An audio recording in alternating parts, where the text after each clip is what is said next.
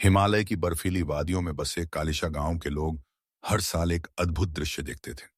जब भी पहाड़ों पर भारी बर्फ गिरती, जानवर, पक्षी और छोटे पौधे ठंड से मरने लगते।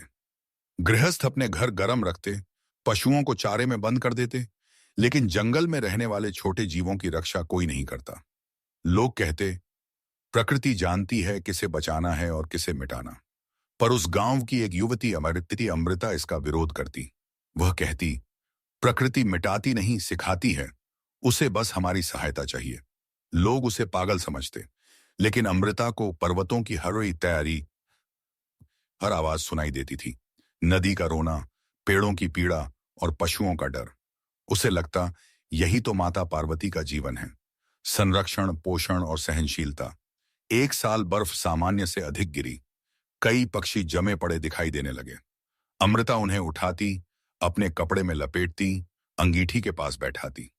कई दिन वह स्वयं खाना न खाकर पक्षियों के लिए अन्न भिगोकर खिलाती रही। मां ने डांटा, तू इंसानों से ज्यादा जानवरों का ख्याल रखती है। अमृता ने बस इतना कहा, जीवन किसी भी रूप में हो, उसकी रक्षा करना ही पूजा है। उसकी यह बातें सुनकर गांव वाले चुप हो जाते, लेकिन उससे सहमत नहीं होते। एक दिन पास के गांव का एक विद्वान तांत्रिक आया। वह अपने ज्ञान और शक्ति पर अभिमान करता था। उसने देखा कि अमृता जमे हुए पौधों पर मिट्टी डाल रही है, पत्तों को कपड़े से ढक रही है। उसने हंसकर कहा, प्रकृति को तुमसे सहायता चाहिए? अगर शक्ति है तो हिमालय को रोक कर दिखाओ। अमृता ने शांत स्वर में कहा, शक्ति प्रकृति को रोकने में नहीं, उसके पीड़ित भाग को संभालने में है। नियंत्रण नहीं, संरक्षण ही देवी की पहचान है। तांत्रिक व्यंग्य करता हुआ चला गया। बर्फ और बढ़ती गई। नदी के किनारे रहने वाले कई जीव ठंड से मरने लगे। अमृता उन्हें बचाते बचाते स्वयं बीमार पड़ गई। फिर भी उसने अपने हाथों से मिट्टी गर्म करके पौधों की जड़ों में रखी। उसके शरीर में ताप कम था, अब आमीस्ती दस कम था, पर हाथ गर्म होते जा रहे थे। मां ने देखा और घबराकर कहा, तुझे बुखार है, फिर भी मिट्टी में हाथ क्यों? अमृता ने मुस्कान के साथ उत्तर दिया, जब प्रेम जागता है, शक्ति शरीर से नहीं, हृदय से निकलती है। अचानक मौसम बदला।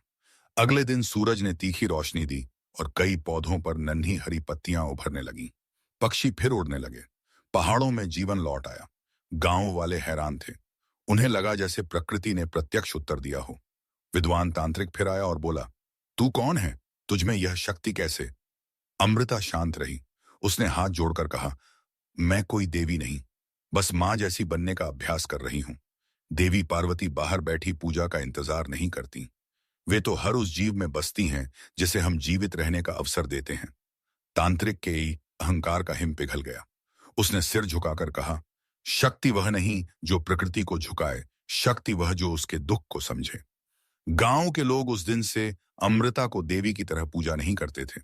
उन्होंने उससे सीखा कि पूजा का अर्थ मूर्ति नहीं, जीवन की रक्षा है। अमृता कभी मंदिर नहीं गई, लेकिन उसके स्पर्श से हर जख्म भरता, हर जड़ अंकुरित होती।